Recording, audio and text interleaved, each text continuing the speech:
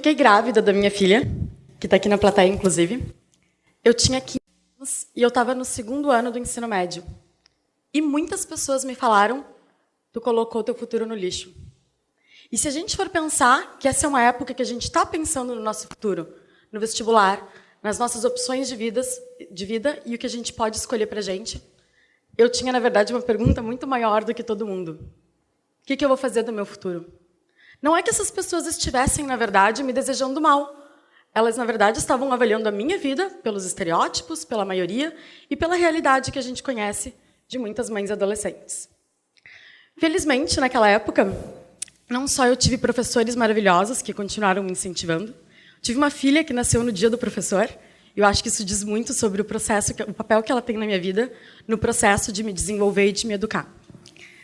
Mas eu também tive uma série de mulheres que me serviram de exemplo e que me apoiaram e me inspiraram. Essas mulheres, minha prima, a psicóloga do colégio, as madrinhas da Tati, minha mãe, minhas colegas, elas me mostraram que eu podia mais, tanto através do exemplo, quanto através do incentivo delas. E isso fez toda a diferença para mim. Eu aprendi que a educação, ela, na verdade, se baseia não mais do que ensino técnico, mas também na parte de exemplo e de apoio. E que isso forma um conjunto muito maior do nosso entendimento atual de educação. E, como eu disse, fez muita diferença. Educação é poder. A educação empodera. E ela empodera quando ela amplia as nossas possibilidades. A gente pode mais. A gente reflete sobre o que a gente pode, a gente pensa melhor sobre as nossas opções, sobre o nosso futuro e sobre o que a gente quer. Eu gosto muito de uma frase que procurei na internet e vi que ela era atribuída para várias pessoas diferentes, que é: você não pode ser aquilo que você não vê. E nessa época, se a gente for pensar até pouco tempo atrás, a gente não tinha tantas mulheres em evidência. Então era óbvio que na hora da gente pensar o que a gente podia, a gente estava cego para muitas dessas possibilidades. Muitas das oportunidades que nós, mulheres, e algumas de vocês mulheres, a gente tinha em relação às nossas vidas. Eu gosto muito de um conceito da Martha Nussbaum, inclusive recomendo vocês conhecê-la. Ela é uma filósofa muito famosa e uma das minhas mulheres favoritas e que me inspira muito, que é o conceito de preferências adaptativas, que é quando a nossa história, o nosso background, os nossos conceitos, os nossos valores, as nossas crenças, mas também a nossa baixa autoestima, nosso medo, tudo isso, na verdade, deforma as nossas opções, as nossas escolhas ao longo da nossa própria vida. Então, eu confesso que se eu fosse me analisar e olhar para mim apenas como uma adolescente grávida, eu, na verdade, ia limitar muito as minhas possibilidades. E a partir do momento que eu tive um monte de gente servindo de exemplo para mim e mostrando que eu podia mais, eu, de fato, pude mais. Aí, em 2012, eu resolvi criar um projeto, que depois se transformou num negócio social, que trabalhava justamente com isso, com o empoderamento de mulheres. Como que eu fazia isso? Eu, na verdade, trazia uma série de palestrantes para os eventos para falar sobre empreendedorismo, carreira e negócios. Porque eu acreditava que esse era o caminho para a gente ampliar as possibilidades dessas mulheres. Não só através de mais exemplos e de apoio, mas também de poder financeiro e poder econômico. Essa empresa tinha 3 pilares: conteúdo, networking e inspiração. Então, a gente tinha, sim, um papel muito importante na parte do desenvolvimento de competências técnicas dessas mulheres. A gente tinha um papel muito importante na inspiração, colocar mulheres em evidência, ter mais mulheres nos palcos dos eventos, buscar mais mulheres na mídia, mais mulheres sendo referências nas suas áreas de atuação. E isso fez uma diferença enorme ao longo do projeto, porque a plateia conseguia se identificar com quem estava aqui. Porque ela conseguia perceber que, assim como aquela pessoa estava aqui na frente, no palco, ensinando e mostrando o que tinha feito, elas também poderiam fazer isso. E, ao longo de 5 anos, o jogo de damas teve um papel fundamental no meu desenvolvimento e, principalmente, no desenvolvimento dessas mulheres. A gente organizou eventos em 4 regiões brasileiras, em mais de 20 cidades, e a gente teve diretamente mais de 12 mil mulheres presentes nesses eventos.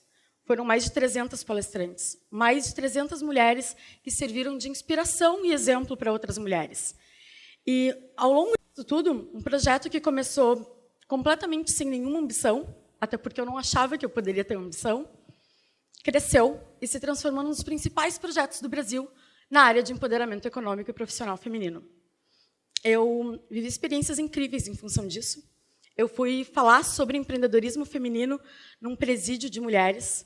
São mulheres que elas não acham que têm opções. Se a gente acha que tem poucas, imagina essas mulheres. E elas gostaram muito e falaram que elas se sentiam mais capazes. Eu também fui falar no Fórum Mundial de Direitos Humanos do Marrocos, que, como vocês devem imaginar, mesmo que o nosso país ainda tenha um caminho muito grande a percorrer em termos de equidade de gênero, no Marrocos é muito mais. Então, foi uma experiência muito legal. Nesse meio tempo, além de tudo isso, em função do meu trabalho, eu fui convidada para um evento da ONU, em Nova York, para discutir empoderamento profissional e econômico feminino. E para quem estudava relações internacionais, obviamente, foi uma experiência maravilhosa. E o fato de eu trazer várias mulheres para os eventos, na verdade, começou a gerar uma discussão muito grande. E eu fiquei pensando, será que é o meu papel educar essas mulheres como se elas não tivessem algum tipo de educação? Será que era meu papel servir de exemplo? Eu achava que não. Eu entendia que todas nós, umas às outras, íamos servir de exemplo para a gente, mas mais do que isso, mais do que nos enxergarmos capazes, a gente ia mostrar para a sociedade uma série de mulheres que não estavam em evidência e que também eram capazes. Educar pelo exemplo. Foi essa maneira que a gente percebeu que o jogo de damas tinha um papel muito importante na transformação da vida dessas mulheres. Aqui a gente tem 6 mulheres incríveis: a Janaína, a Audrey, a Arwa, a Michelle, a Cris e a Fábio. Todas elas participaram de um projeto de TCC que foi feito sobre essa iniciativa que eu tinha. E o que elas falaram? Elas falaram que foi fundamental para que elas começassem a acreditar nas suas competências, foi fundamental para que elas acreditassem nelas mesmas e que elas reconhecessem os seus próprios méritos. Elas falaram que era uma maneira de aprender pela prática, de aprender por uma experiência de verdade, e não só aquilo que a gente coloca no papel, porque o papel aceita tudo. Mas a realidade é bem mais complexa do que a gente tem no papel. E uma delas disse uma coisa que me marcou muito, que ela teve a oportunidade de aprender aquilo que ela não aprendia nas universidades. E isso me traz para uma outra realidade. Hoje, e já, na verdade, há algum bom tempo, nós, mulheres, somos maioria no ensino superior e na pós-graduação.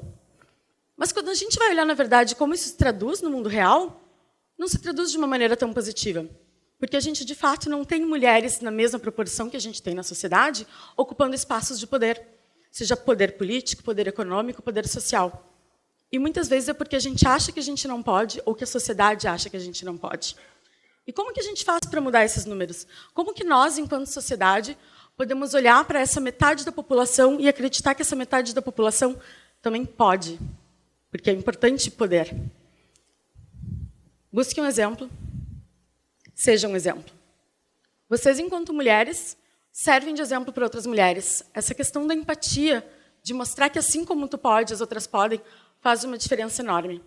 Seja para uma mulher que está em casa, que apanhou do marido, e que disse que depois, através da participação dela no projeto, ela começou a ter a própria renda e se sentiu capaz. Ela sentiu que ela podia sair de casa e se autossustentar.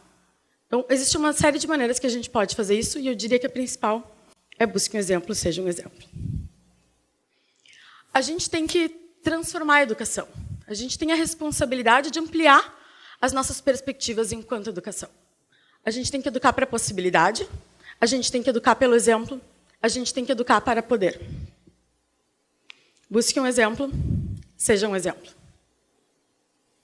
Ao longo da minha trajetória, eu tive mulheres incríveis que serviram de exemplo para mim e que espero que elas tenham a noção do tamanho da importância que a participação delas teve na minha vida. Porque se não fossem elas, eu ia me enxergar meu futuro cheio de barreiras. E elas, na verdade, me ajudaram a tirar as barreiras que eu achava que existiam, mas que não estavam lá. E elas, umas às outras, começaram a se ajudar. E hoje tem uma rede enorme de mulheres que acham que são capazes de alguma coisa porque elas viram outras mulheres sendo capazes de alguma coisa. Busque um exemplo, seja um exemplo. Muito obrigada.